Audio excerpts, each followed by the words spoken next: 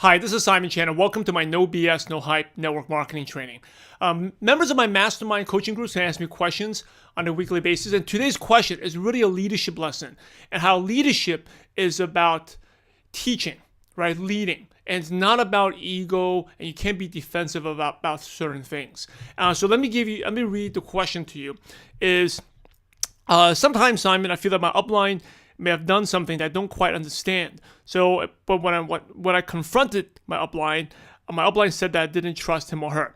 So one example to illustrate this is my downline told me that my upline did not close his prospect when the prospect showed very positive response and was also pretty keen to do the business.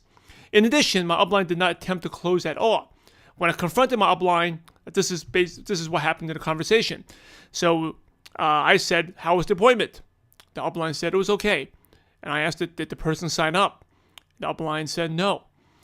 Well, I said, John told me to ask you why you didn't close, because John thought the prospect was pretty motivated. After I said this, my upline said that I showed no trust to him or her because I should have known the reason behind my upline's actions. My true intention is to really know why my upline did that, and so I can analyze and study the situation to be better. How would you communicate more effectively in this scenario? Well, obviously you see here an associate that's very frustrated because of the upline's response. And it really, so he did the best he could, but he just wanted to know. And sometimes as a leader, you can't be, leadership is not easy. You require patience, there's no ego involved. And you have to understand, when the upline asks you, when your downline asks you a question that how come it didn't close, it doesn't mean number one, it seems like the upline became defensive. Now, of course, I don't know the whole situation here, but I'm just giving a couple of advice. It's like when the upline asks you a question, you cannot be defensive, because by being defensive, it makes you look weak, right? So that's like your number one rule. Write down: you cannot be defensive. The second rule of thumb is like the downline here may just. And the second thing is, the upline may be entirely right. The new distributor, John, thought that the prospect was interested. But again, that person's new and he may think everyone's interested. So the upline may have done everything the right thing, right? By not closing because the prospect was just not a good prospect. Could have been a poor prospect.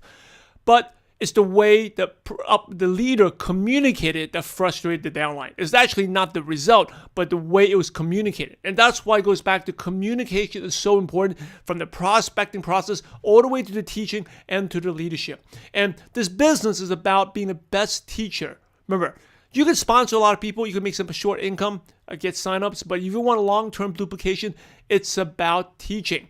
And here the upline, if you had, I was just frustrated reading this. If the upline, the leader actually was in the teaching perspective, he would take maybe even just 1-2 minutes time to explain what really happened, instead of saying that, the downline didn't trust him or her. Which is probably a defensive answer, or the upline may be in a rush to do things, and for the split minute forgot that what business they're really in. So if you're a leader, make sure, number one, never be defensive, and number two, just open sharing. Make sure you communicate with your downlines, because one small simple thing like that, and again, the upline may have done the best presentation, the prospect could have been poor, but the fact that did not communicate is causing all these problems where the downline is actually doubting what the upline is doing is right or not, and causing this conflict. So remember, leadership is about teaching, it's about communication.